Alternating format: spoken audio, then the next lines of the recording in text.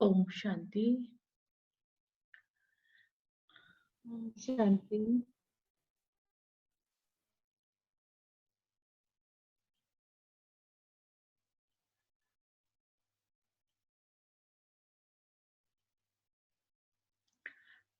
आज जो अव्यक्त वाणी हम डिस्कस करेंगे वो है 28 जनवरी 74, 28 जनवरी 74।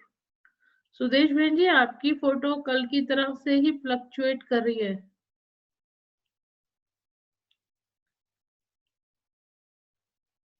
हाँ, अब कांस्टेंट है। तो आज मुरली का टाइटल है महिमा को स्वीकार करने से रूहानी ताकत में कमी। बाबा कह रहे हैं महिमा को स्वीकार करने से रूहानी ताकत में कमी। इसका मतलब है जैसे हमने कोई अच्छी सेवा की और किसी ने तारीफ की, तुमने बहुत अच्छी सेवा की, तो हमने इसको स्वीकार कर लिया और हम खुश हो गए। तो थोड़ा हमारा जो सेवा के पॉइंट बने उसमें से थोड़ा कम हो जाता है अगर हम महिमा को स्वीकार करते हैं ना। तो बाबा को ये कहना चाहिए ये महिमा मेरी नहीं, बाबा की है। तो इसलिए बाबा कह रहे हैं कि महिमा को भी स्वीकार नहीं करो तो रूहानी ताकत में कमी आ जाती है। तो अगर महिमा हमारी होती है तो हमें कहना चाहिए ये बाबा की महिमा है ना। करण करावनहार बाबा है, मैं तो निमित्त हूं। तो महिमा किसकी है? बाबा की महिमा। तो आइए सुनते हैं मुरली को। बाबा ने कहा, एक बच्चे को मनोहर शिक्षाएं देते हुए रूहानी पिता परमात्मा शिव बोले, बच्चे तुम युद्ध स्थल पर उपस्थित रूहानी योद्धे हो। फिर यही योद्धापन भूल अपनी सहज सुखाली जीवन बिताते हुए अपने जीवन के प्रति साधन और संपत्ति लगाते हुए समय व्यतीत तो नहीं कर रहे हो।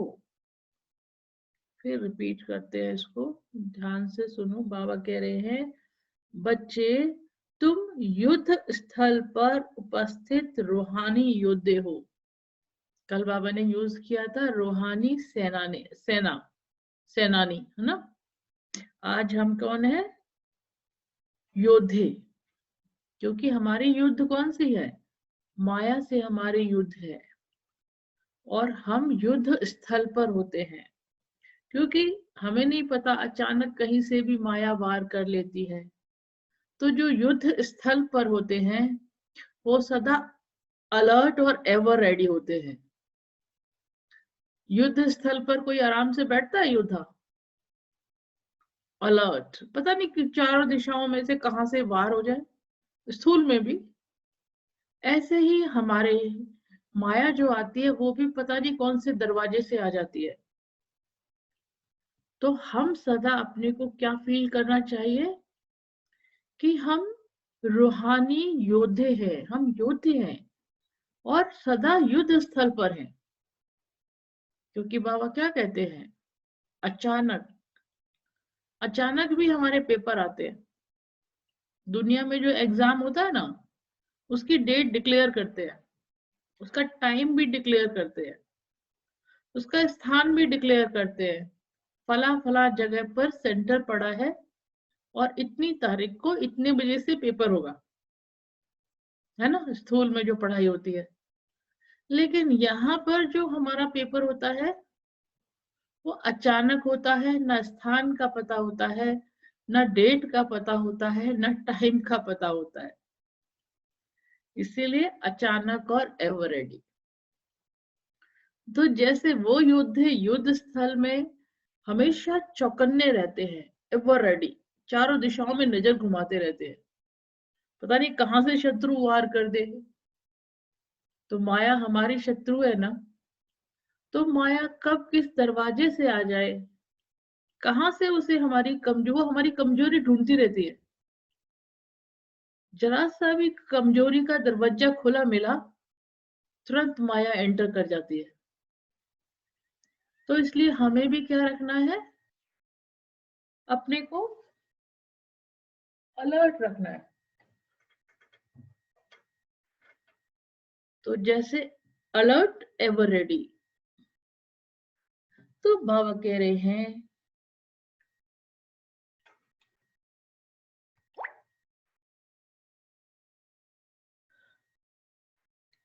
फिर यदि योद्धेपन भूल, हाँ, अपनी सहज खुशहाली जीवन बिताते हुए अपने जीवन के प्रति साधन और संपत्ति लगाते हुए समय तो व्यतीत नहीं कर रहे हो। बाबा कह रहे हैं कि अचानक कहीं ऐसा तो नहीं है साधन भी मिले हुए हैं, अब तो सब सब सेंटर्स पे साधन है। बाबा के बच्चे कोई गरीब नहीं है। बाबा ने एक बार कहा था मुरली में, Brahma Kumari is the richest organisation in the world. तो सबके पास साधन भी है, रहने खाने पीने के लिए, आराम करने के लिए सोफे, सब कुछ मौजूद है इस समय। तो सारे साधन, बाबा कह रहे हैं ऐसे तो नहीं है उन साधन और संपत्ति को साथ में रखते हुए आराम तो नहीं कर रहे हो कि सब कुछ मिला हुआ है तो आराम से जीवन व्यतीत कर रहे हैं। बाबा हमसे पूछ रहे हैं, जैसे वॉरियर्स को धुन लगी ही रहती है विजय प्राप्त करने की, क्या ऐसी मायाजीत बनने की लगन अग्नि की तरह प्रज्वलित है? क्या हमारे अंदर वो जुनून है, वो जोश है, वो उमंग उत्साह है हर पल कि हमें माया पर जीत पानी ही है, विजयी बनना है, सफलता मूर्त बनना है। उसके लिए बाबा ने क्या कहा, कौन सी अग्नि प्रज्वलित करनी है जिससे हम माया पर जीत पा सकते हैं? लगन की अग्नि। बाबा से याद की लगन की अग्नि अगर प्रज्वलित होगी, देखो जंगल में जब रात होती है ना, और जब मनुष्य वहां है जंगल में, तो वो क्या करते हैं, रात को ना आग जला लेते हैं जानवरों के डर से। आग जलती रहती है लकड़ी की, तो कोई भी जानवर पास नहीं आ सकता। तो वो है वो लकड़ी वाली अग्नि, जिससे कोई भी जानवर आकर हमें खा नहीं सकता, अटैक नहीं कर सकता। परंतु यहाँ पर कौन सी अग्नि चाहिए? स्पिरिचुअल अग्नि। स्पिरिचुअल अग्नि कौन सी होती है? योग अग्नि। बाबा से लगन की अग्नि, माने बाबा से इतना अटूट संबंध हो कि माया की हिम्मत ही ना हो हमारे पास आने की। तो बाबा कहते हैं वो अग्नि तुम्हारी प्रज्वलित रहती है, क्योंकि वो तो अचानक आएगी। जंगल में भी तो अचानक ही जानवर अटैक करते हैं ना। तो बाबा ने कहा, बच्चे अब आपके सामने सेवा का फल साधनों के रूप में और महिमा के रूप में प्राप्त होने का समय है।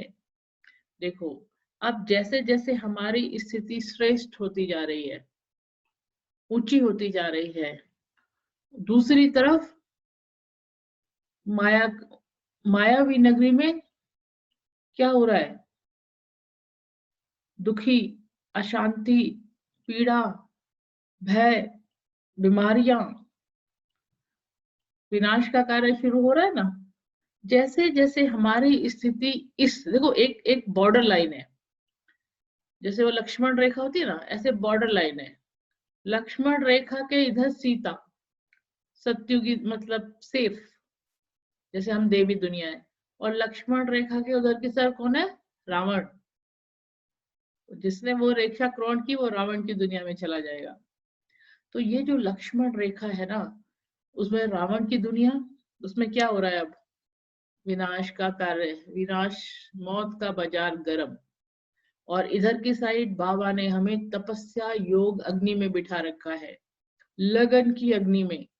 जितनी जितनी ये लगन की अग्नि प्रज्वलित होती जाएगी, उतना उतना उधर की साइड विनाश का कार्य तेज होता जाएगा।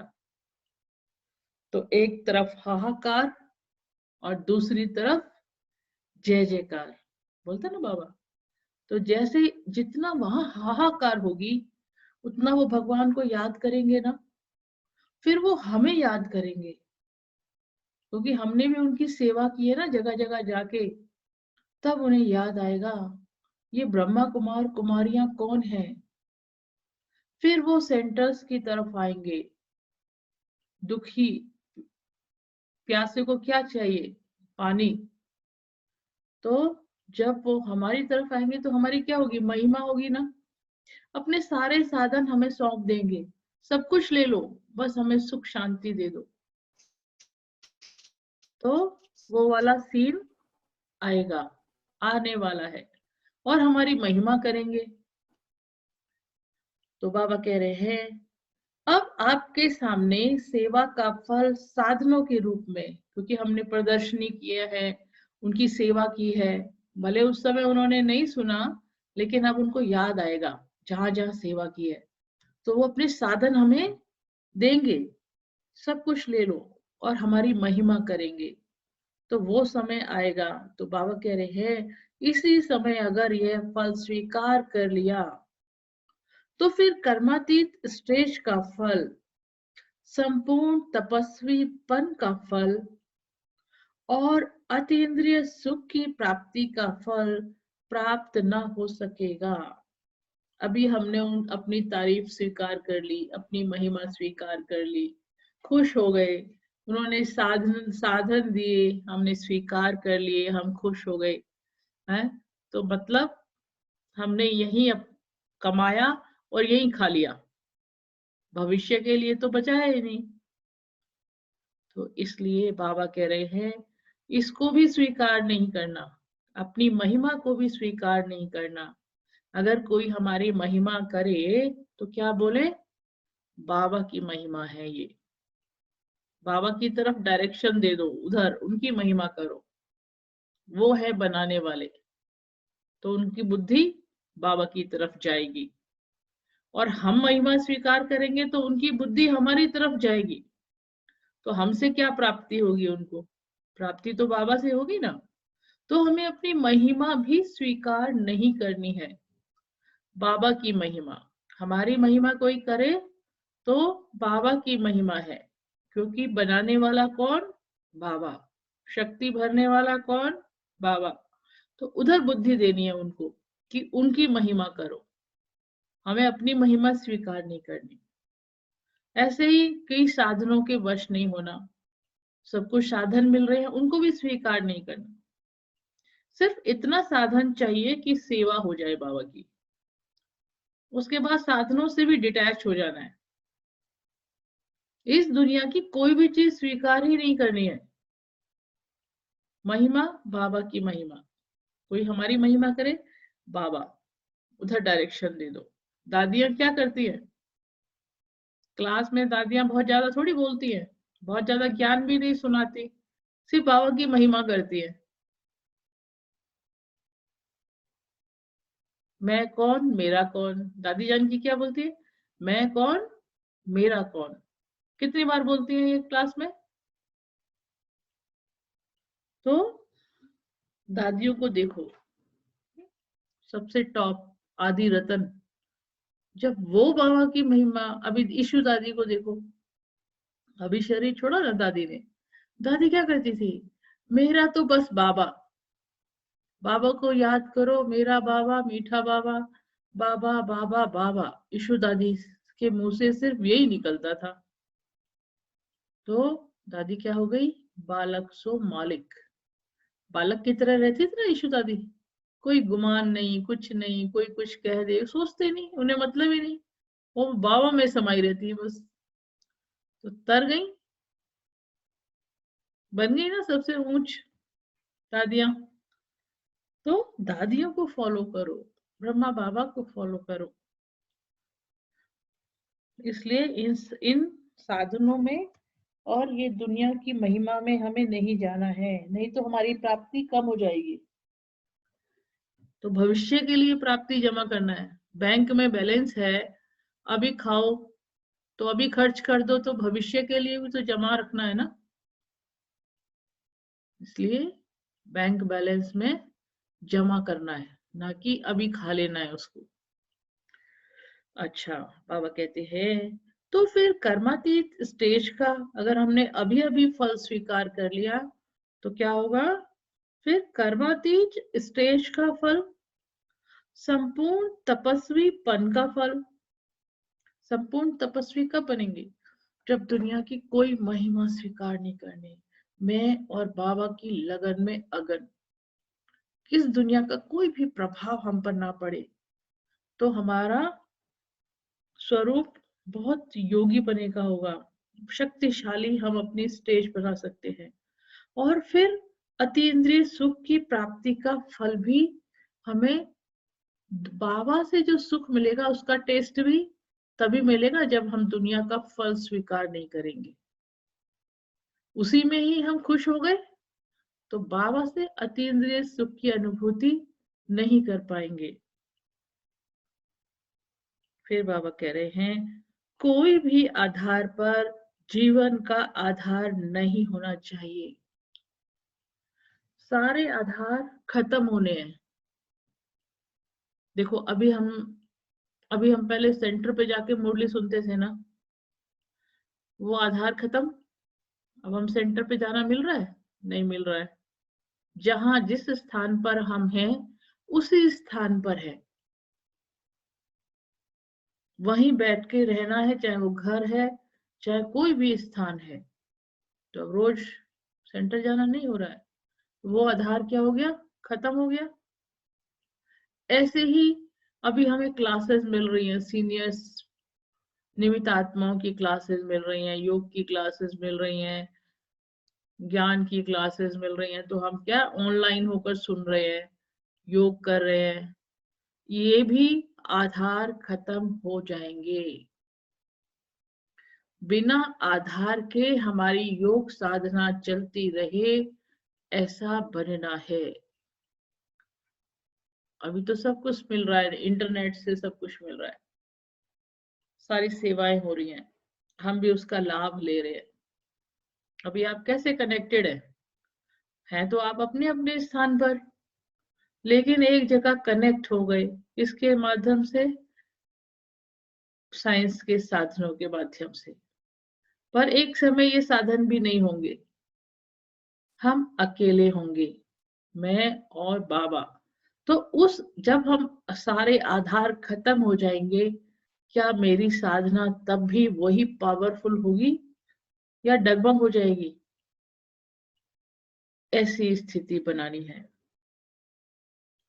बाबा कहते कोई भी आधार पर जीवन का आधार नहीं होना चाहिए, अथवा पुरुषार्थ भी कोई भी आधार पर नहीं होना चाहिए। इससे कहते हैं ना कि कई भाई बहन बोलते हैं बाबा का गीत चला दो तो बाबा से योग लगाना है ना। तो गीत चलाना पर मेरा योग लगे, तो ये भी तो आधार है ना, गीत का आधार लेना। क्या बाबा को याद करने के लिए गीत का होना जरूरी है? शुरू शुरू में तो होता है, भाई गीत चलाओ बाबा को याद करना है, लेकिन जब हमारी स्टेज आगे बढ़ती जाए तो क्या हम बिना बाबा के गीत के हम बाबा से योग नहीं लगा सकते? तो ये भी तो एक आधार है ना। कोई भी आधार पर जीवन का आधार नहीं होना चाहिए, अथवा कोई भी अथवा पुरुषार्थ भी कोई भी आधार पर नहीं होना चाहिए कि मैं इस आधार से पुरुषार्थ तेज करती हूँ। ये भी कोई आधार नहीं। इससे योग बल की शक्ति के प्रयोग में कमी हो जाती है, और जितना ही योग बल की शक्ति का प्रयोग नहीं करते, उतनी ही वह शक्ति बढ़ती नहीं। योग बल अभ्यास से बढ़ता जरूर है। जैसे कोई भी बात सामने आती है तो स्थूल साधन फौरन ध्यान में आ जाते हैं, लेकिन स्थूल साधन होते भी ट्रायल माने प्रयत्न करो, योग बल की ही करनी है। ये स्थूल साधन होते हैं तो बराबर बराबर भागते हैं, भाई अब सेवा करते हैं। लेकिन अगर साधन नहीं है तो फिर हम क्या ऐसे कहेंगे कि साधन नहीं है तो हम कैसे जाएं? बड़ी बड़ी दादियों को देखो, शुरू शुरू में ना जब यज्ञ में 14 साल की भट्टी के बाद जब वापस इंडिया आए थे, तो बाबा, क्योंकि 14 साल तपने के बाद तो बन गई थी ना उनकी स्थिति, तो फिर उनको सेवा पे बाबा ने भेजा सबको। तो दादी जानकी को 5 रुपए दे के भेजा, जाओ वहां स्थान पर सेवा करके आओ। दादी ना तो जानती थी स्थान कहाँ है, किस ट्रेन में जाना है, सिर्फ 5 रुपए देकर। तो पर दादियों को बाबा पे भरोसा था, निश्चय था। तो दादी क्या बोलती थी, हाँ जी बाबा। उनको ये भी नहीं पता होता था ट्रेन में कौन सी ट्रेन में बैठना है, टिकट भी लेनी है या नहीं। पैसे नहीं होते थे, बिना टिकट के ट्रेन में बैठ जाती थी। तो जब टिकट चेकर आता था ना तो बोलते थे, हम भगवान की सेवा के लिए जा रहे हैं भैया, हमारे पास टिकट तो नहीं है। मतलब उनके बोल में इतनी शक्ति होती थी, इतना इनोसेंट होती थी कि वो भी वहां से भी मदद मिल जाती थी उनको। बाबा ने कहा है ना तो बस चल पड़ती थी। ना रास्ता पता होता था, ना ट्रेन, ना कौन सा स्थान है, किस स्थान पे जाना है, क्या सेवा करनी है, कुछ भी नहीं, बस बाबा ऐसे ही भेज देते थे। तो बाबा में निश्चय था तो दादियां चली जाती थी। क्या हम ऐसे हैं? हम बोलेंगे गाड़ी नहीं है तो कहाँ से जाए सेवा करने? दादियों ने ऐसे नहीं कहा, इसलिए वो आज दादियां हैं। जब बाबा कहते हैं, अच्छा, उपराम वृत्ति व ज्वाला रूप के दृढ़ संकल्प से विनाश का कार्य संपन्न करो। उपराम वृत्ति, इस दुनिया से हर तरह से उपराम माने डिटैच। कोई चीज हमें अपनी तरफ खींचे नहीं, इतना हमें डिटैच होना है। जैसे होता है ना, कढ़ाई में हलवा बनाते हैं, तो हलवा जब पक जाता है, तैयार हो जाता है, तो कढ़ाई के किनारे सारे छोड़ देता है। तो ये दुनिया के सारे किनारे हम कब छोड़ पाएंगे? जब हमारी स्थिति ऊंच बन जाएगी, जब हमारे हिसाब किताब बंधन सब टूट जाएंगे, खत्म हो जाएंगे, और ऊंच स्थिति बनेगी, और बाबा में पूरा निश्चय होगा, बाबा के साथ लगन।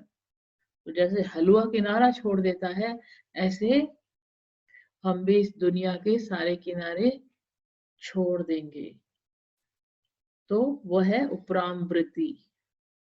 फिर ज्वालामुखी नहीं, ज्वाला रूप के दृढ़ संकल्प से, तो हमारा जो स्वरूप होना चाहिए कैसा होना चाहिए? ज्वाला, योग की अग्नि, साधारण योग नहीं, योग की अग्नि प्रज्वलित हो, तो वो होता है ज्वाला स्वरूप। दृढ़ संकल्प से विनाश का कार्य संपन्न करो। तो आज बाबा ने क्या बताया? किसी भी प्रकार की महिमा को स्वीकार नहीं करना है। कोई अभी समय आएगा, हम सब ब्रह्मा कुमार कुमारियों की बहुत महिमा होगी। जिन जिन को हमने संदेश दिया और जो नहीं सुनते थे, वो सब बाबा के घर में आएंगे। जिसको अपना वर्षा लेना होगा वो आत्माएं आएंगी, तो हमारी महिमा करेंगी, साधन वगैरह सब देंगी। हमारा ये मकान ले लो, यहीं पे ज्ञान सुनाना शुरू कर दो, हमारी ये गाड़ी ले लो, इसको यूज कर लो, ऐसे सब। तो हमें उस महिमा को स्वीकार नहीं करना है, और ये क्या कहना है, ये महिमा तो बाबा की है, वही बनाने वाले हैं, उनको याद करो। हम आपको सिखाते हैं उनको कैसे याद करना है, ठीक है।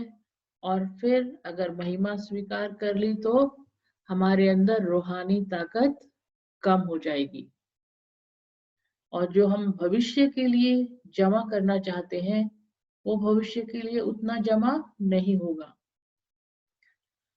और फिर बाबा ने कहा कि हम योद्धे हैं, सदा रूहानी योद्धे, और योद्धे सदा युद्ध स्थल पर होते हैं।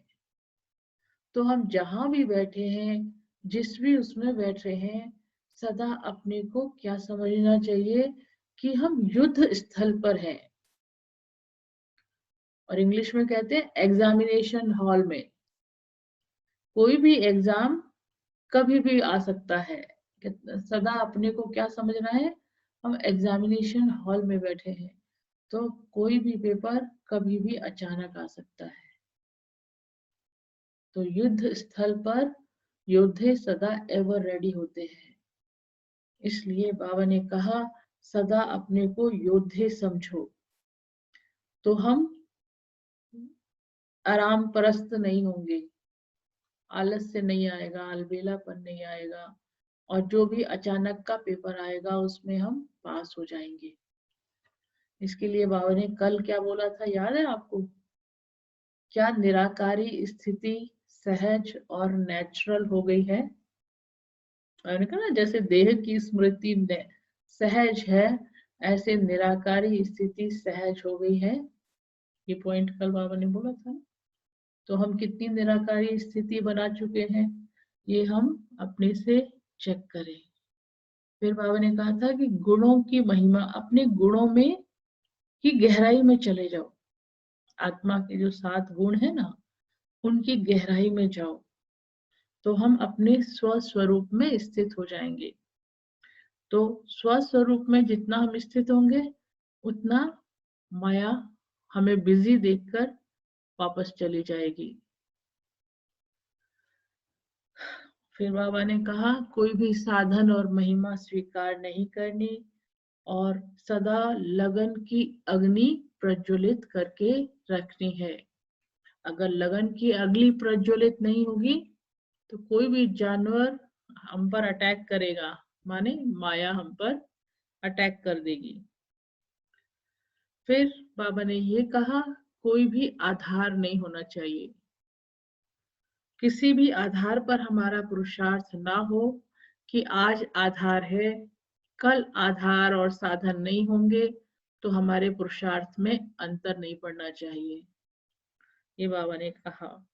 फिर योग बल के अभ्यास को बढ़ाते चलो, और लास्ट में बाबा ने क्या बोला, सदा उपराम वृत्ति रहनी चाहिए, इस दुनिया से इच्छा मात्रम अविद्या होना चाहिए, और ज्वाला रूप होना चाहिए, दृढ़ संकल्प के बल से ज्वाला स्वरूप, तब विनाश का कार्य संपन्न होगा। ओम शांति। तो इसका मनन चिंतन करिएगा। आज जो बाबा ने बताए हैं पॉइंट्स, इसको उस पे डाल देंगे अभी यूट्यूब पे भी, तो इसको और भी आप रिवाइज करें, और सोने से पहले मनन चिंतन करें, इसीलिए अव्यक्त वाणी यहाँ होती है। और सब भाई बहन जो भी अभी ऐड हुए हैं वो लिंक को अपने पास रख दें। मैं रोज यही बताती हूँ जो नए हैं कि जो जिस लिंक से आप ज्वाइन हुए ना, उस लिंक को आप अपने पास कॉपी कर लें, ताकि तुरंत आप ज्वाइन हो जाएं। शाम को 8 बजे का टाइम है और सुबह मुरली 6 बजे होती है। तो लिंक दोनों के लिए यही है। ठीक है, ओम शांति। बाबा को एक गीत पर याद करते हैं, फिर वाइंड अप करते हैं।